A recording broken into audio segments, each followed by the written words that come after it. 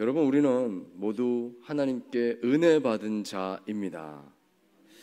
평생 다 갚을 수 없는 무한한 은혜 받은 자인 줄 믿습니다. 여러분, 빅토르 위고의 소설 레 미제라블을 잘 아실 것입니다. 이 소설의 주인공 장발장은 평생 은초대를 간직하면서 살죠. 그 은초대는 그에게 은혜의 상징이었습니다. 19년간 억울한 옥살이를 하고 나온 장발장이 갈 데가 없을 때 성당의 미리엘 신부님이 그를 친절하게 맞아서 잘 대접하고 하룻밤 재워주었습니다. 그런데 장발장은 그날 밤 그 성당 주교관에서 은그릇을 훔칩니다. 하지만 멀리 가지 못하고 경찰의 신문에 걸려서 검문에 걸려서 다시 잡혀오고 맙니다. 그때 경찰에게 잡혀온 그 장발장을 보면서 미리엘 신부님은 그 은그릇은 내가 준 것이요, 내가 은초 때도 줬는데 왜 은초 때는 안 가져갔어? 라고 말을 하면서 이 장발장을 살려주었습니다. 은혜를 베풀어 준 것입니다. 자, 장발장이 신부에게 물어보았습니다. 신부님, 왜 저에게 이런 은혜를 베푸시나요? 그러자 미리의 신부는 이렇게 말을 했습니다. 나는 지금 당신의 영혼을 하나님께 드리려는 것입니다. 그날 이후 장발장은 새 사람이 되었습니다. 그는 완전히 새로운 삶을 살았습니다. 그리고 평생 그 은초대를 간직했다는 것입니다. 여러분, 자신에게 질문해 보면 좋겠습니다. 나는 받은 은혜를 기억하고 있습니까? 그렇다면 그 은혜에 합당한 삶을 살고 계십니까? 과연 어떻게 사는 것이 은혜에 합당한 삶을 사는 것일까요? 자, 오늘 본문 말씀 에스겔 20장은 이스라엘 백성을 향한 하나님의 은혜를 설명하고 있습니다. 1절을 먼저 보시면 이스라엘 장로들이 여호와께 묻기 위해서 에스겔 선지자를 찾아왔다라고 기록을 하고 있습니다. 그런데 그들이 하나님 앞에 채 질문을 꺼내놓기도 전에 먼저 하나님께서 에스겔 선지자를 통해서 이스라엘 백성들에게 말씀을 하셨다는 것입니다. 3절 말씀입니다. 우리 3절 다시 읽습니다. 시작. 인자야, 이스라엘 장로들에게 말하여 이르라. 주 여호와께서 이렇게 말씀하셨느니라. 너희가 내게 물으려고 왔느냐?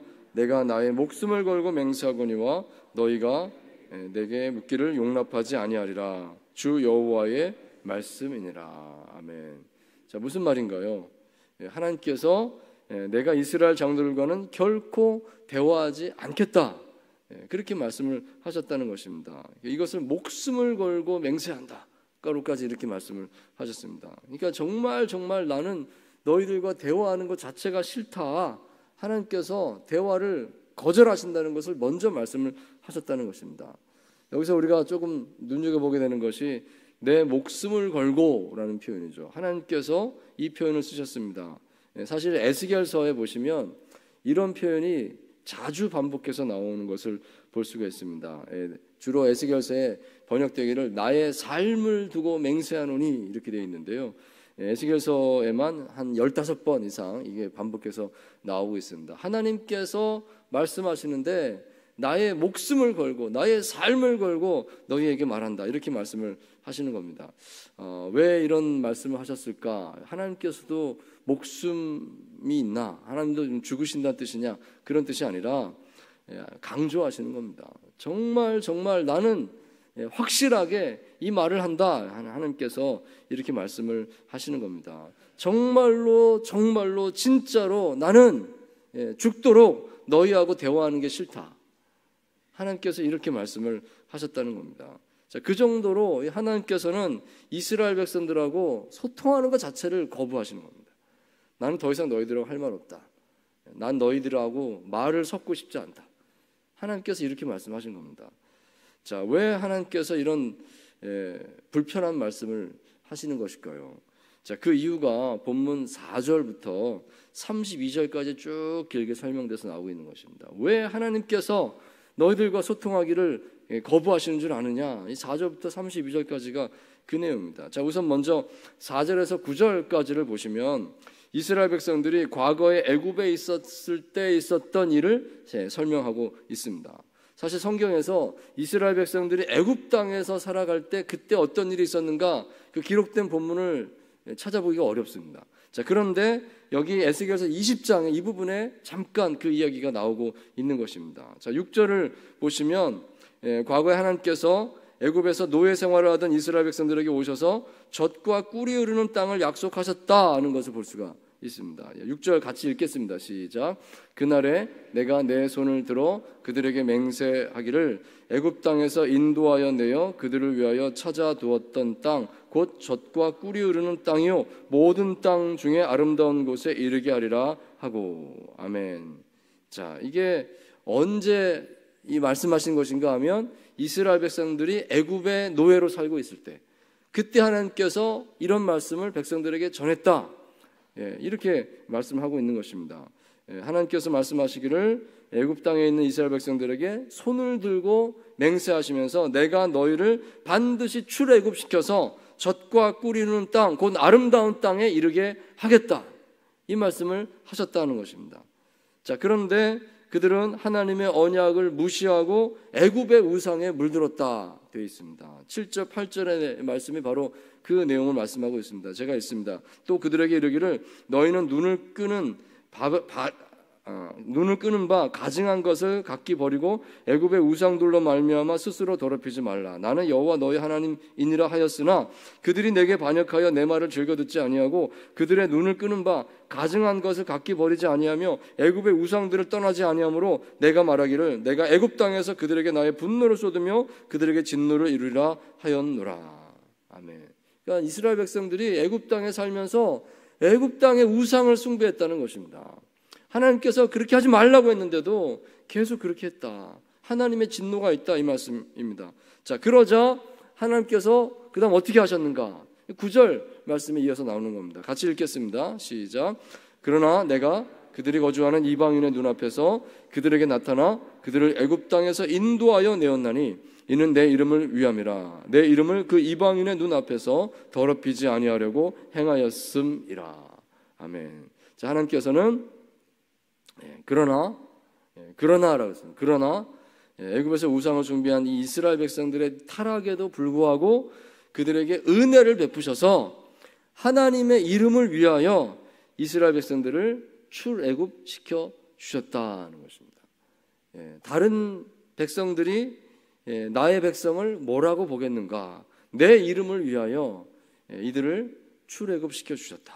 이 말씀을 하고 있습니다. 정말 은혜입니다.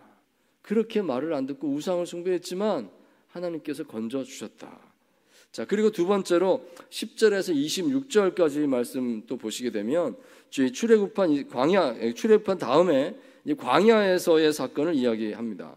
11절 12절을 보시면 하나님께서 이스라엘 백성들에게 규례와 법도를 주셨습니다. 그리고 안식일을 주셨다 말씀합니다.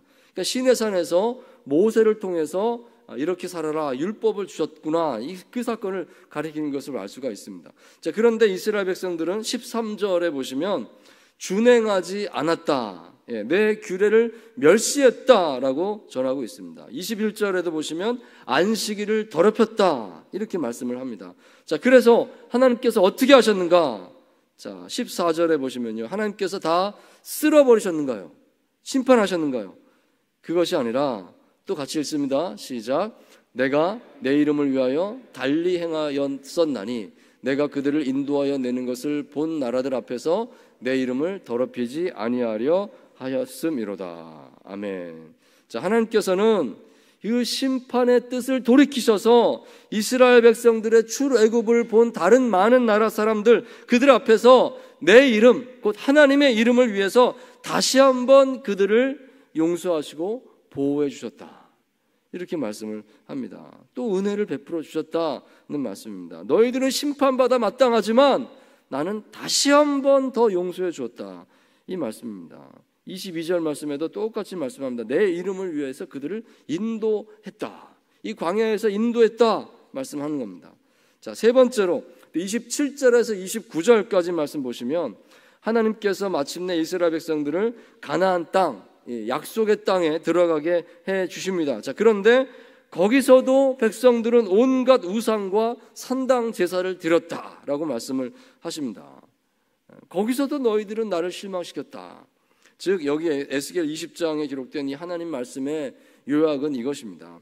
나는 끊임없이 너희에게 계속해서 용서하고 은혜를 베풀었는데 심지어 너희들 앞에서 손을 들고 맹세까지 했는데 왜 너희는 나를 계속해서 배반하는 것이냐.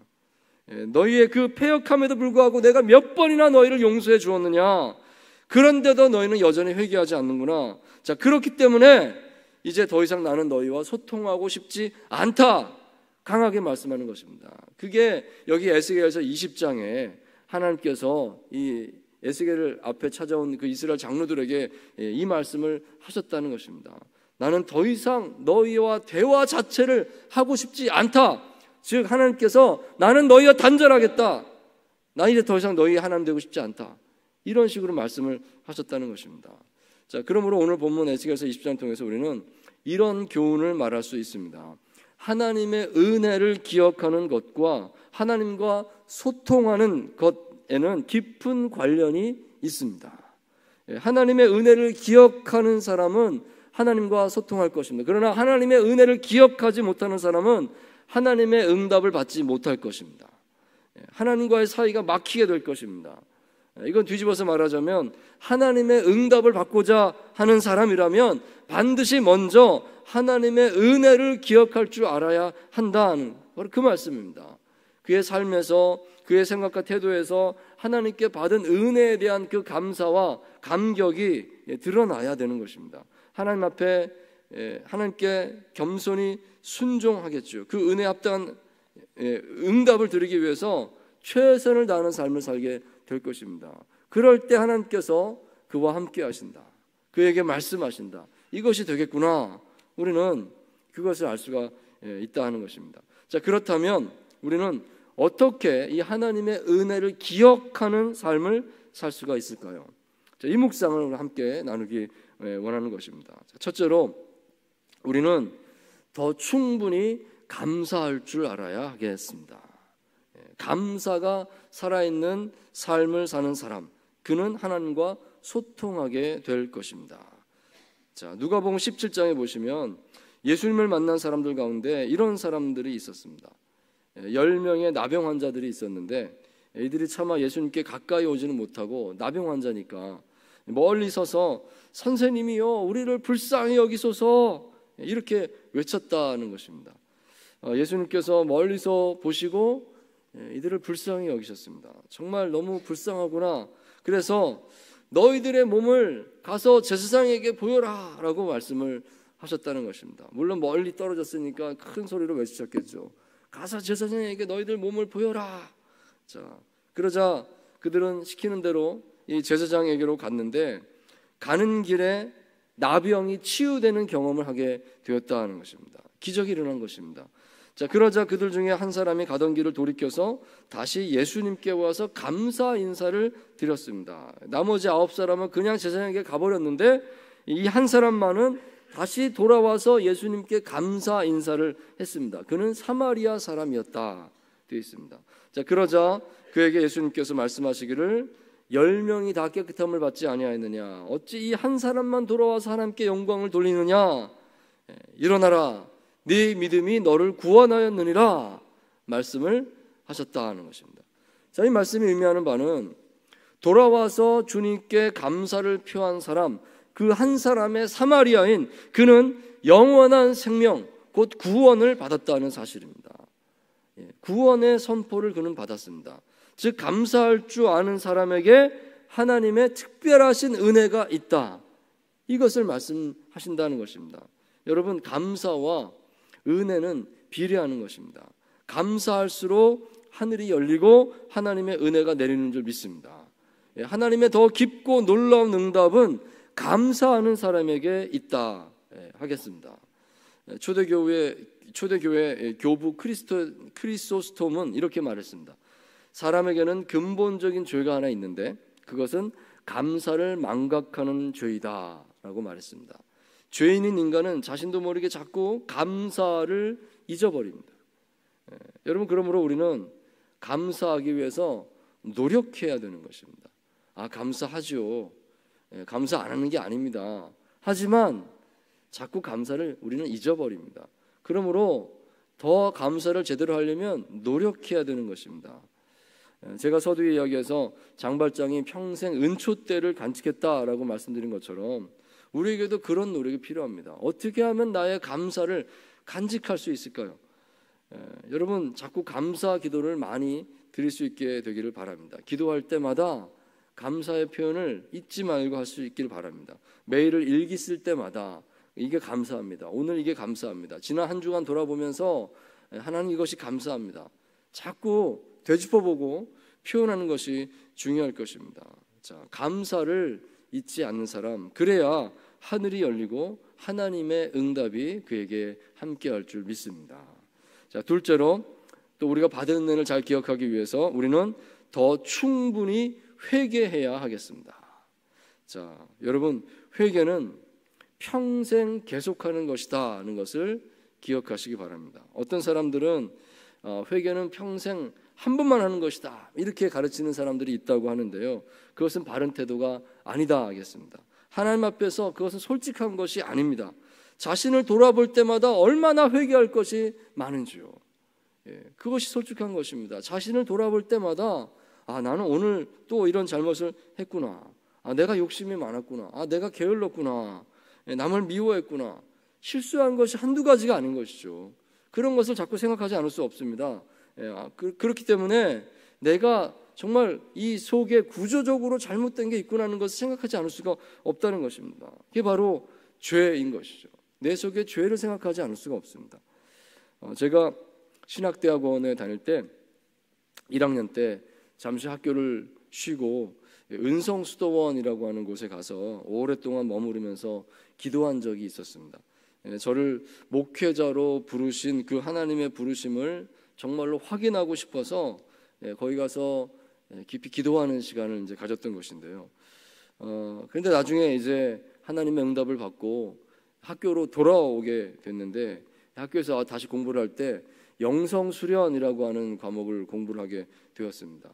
그런데 이제 한 조가 이렇게 짜여졌는데, 우리 조 가운데서 제일 선배 3학년 선배가 이제 조장이 돼서 이제 그 조원들의 그 묵상을 이렇게 코치를 해주는 그런 시간을 가지게 되는 것이었습니다. 그런데 저는 그 선배가 코치해주는 그 기도 지도 이 내용이 제 마음에 들지 않았던 것입니다. 마치 잔소리하는 것처럼 느껴졌어요. 그래서 나도 모르게 이런 말을 했습니다. 제가 수도원에서 기도를 얼마나 많이 했는데요, 이런 말을 한 겁니다. 그러고 나서 나중에 얼마나 많이 후회했는지 모릅니다. 내가 교만했구나. 내가 기도 좀 했다. 이거를 그 시간에 이렇게 말을 한 거잖아요. 얼마나 유치했나. 나를 어떻게 봤을까. 이런 생각이 들면서 너무나 부끄러웠습니다. 내가 나도 모르게 내 입에서 그런 말이 튀어나오는구나. 너무나 나 자신이 너무나 안타까운 그런 경험이 있었습니다. 이사야서 59장 1절 2절에 이렇게 말씀을 합니다. 여호와의 손이 짧아 구원하지 못하심도 아니요 귀가 둔하여 듣지 못하심도 아니라 오직 너희 죄악이 너희와 너희 하나님 사이를 갈라 놓았고 너희 죄가 그의 얼굴을 가리어서 너희에게서 듣지 않으시게 함이니라. 아멘. 그렇습니다. 하나님과 나 사이에 무엇이 가로막혀 있는가? 죄의 문제다는 것입니다. 아직 회개하지 않은 죄는 하나님과 나 사이에 벽이 되는 것입니다. 나도 모르게 내 안에 아직도 교만이 들어있구나. 아직도 내가 내 마음속에 이런 악함이 들어있구나. 그만큼 나는 하나님과 이 소통이 막히고 있다 하는 것입니다. 그러므로 우리는 끊임없이 회개해야 하겠습니다. 회개는 계속하는 것입니다. 주님, 이 죄인을 불쌍히 여겨 주시옵소서. 하나님께 늘 자신을 올려드릴 수 있게 되기를 바랍니다.